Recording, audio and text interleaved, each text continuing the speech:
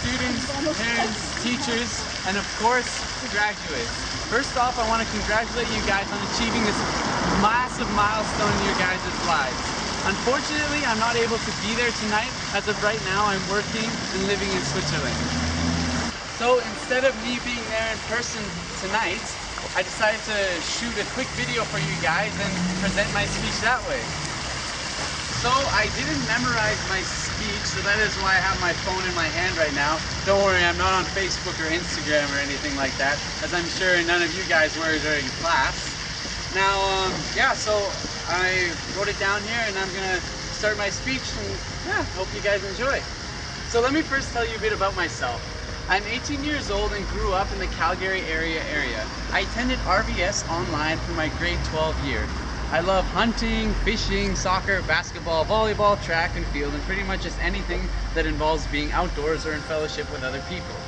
I was asked to share a bit of what I've been up to since I've graduated, which would take me a very long time to do, but I'm trying to give you guys a shorter and more condensed version of it. I'm going to start off with me being in grade 12 at RVS. Early December of 2014, I started to apply for colleges and universities to go to and study engineering. Not quite sure what type of engineering I wanted to do, but I figured, hey, you know, I love math and get decent marks in school. You know, might as well try it and see what branch really grabs my attention. Also, I have an older brother, Michael, who's a graduated electrical engineer, and he inspired me to be like him. Well, I can tell you that my plans did not go as I wanted them to. The University of Calgary got back to me and I wasn't accepted for engineering, but rather for a different program that I did not want to do. And I never heard back from the other universities. I also got accepted to SAIT, but I just didn't feel right about doing it. I felt like I should go to university, even though another part of me was telling me I shouldn't. And to be honest, I was scared. Scared of what to do when I graduate. Should I take a year off? Will my family and friends think different of me, not support my decision? As being a student excelling in school and achieving good marks, I felt like I should probably go to post-secondary. I thought about doing other career paths, looking around, also considering joining the army in Switzerland. I didn't really know what to do with my life. Just a quick fact, I have 2 citizenships, Canadian and Swiss. What I actually ended up doing is something I didn't expect. I applied to this organization called YWAM, which stands for Youth with a Mission, to do a discipleship training school in Belize, Central America. The longer I waited to hear back from YWAM when I applied, the more I felt like this was the thing I needed to do. Upon being accepted, I decided to put university on hold, put post-secondary on hold, and discover the world in a new way and myself in a new way. I took all my savings, sold my truck, and fundraised money for my trip. I took everything I had and used it for the plane tickets and the schooling. Seemed like a crazy idea at the time, but looking back, I do not regret a thing.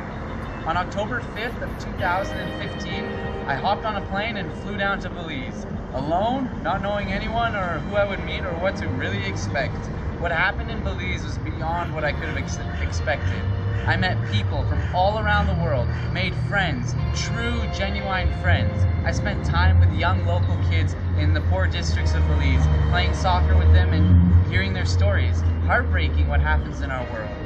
As well as during the week in Belize, we have lectures from different teachers that come from different parts of the world. This is where the school part comes in.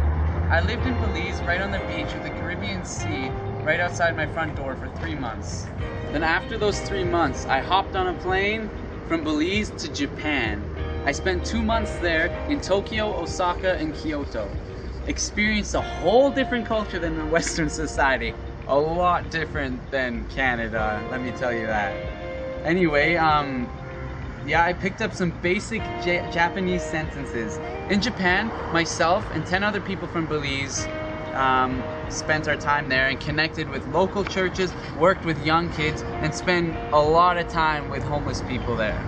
We got to hear their stories, what happened, like why did they end up on the streets. We even had the opportunity to give them food after and give them drinks, and it was just amazing to see.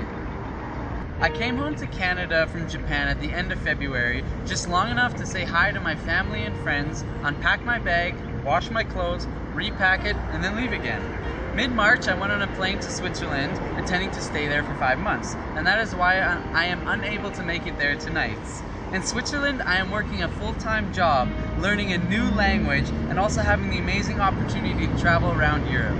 I have made more friends here and experiences that I will never forget or regret. Fun fact is that Switzerland is bordered by 5 other countries, making it very easy just to do a quick day trip to another country. What I wanted to pass on to you graduates is that life will not go exactly how you plan it to go. You need to be okay with what could and will happen. I'm here! Now I'm here! See? I didn't plan for any of that to happen, but it just did.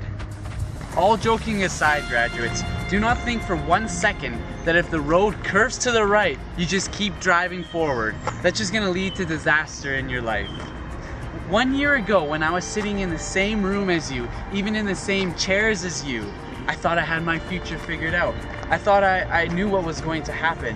I thought that in a year's time, I would be graduating first year of engineering. I thought. Well, friends, right now I'm halfway across the world, working, learning, and making friends and memories that it's gonna last a lifetime. You need to go into the world with open hands, ready to accept the realities you will be facing. Face every situation with your head held high, and look for the little bit of good, even in the worst situations. When we carry joy throughout our lives, we will be rewarded greatly in return. Live life free and happy. Be ready to jump over those big hurdles. When I return back home to Canada in August, I will be going to SAIT in the fall for instrumentation engineering. Funny just how everything falls into place when we're okay with what's happening in our lives. I want to congratulate you all on completing high school and know that the biggest adventure of your life is just about to begin. Thank you for letting me speak here tonight, and congratulations graduating class of 2016!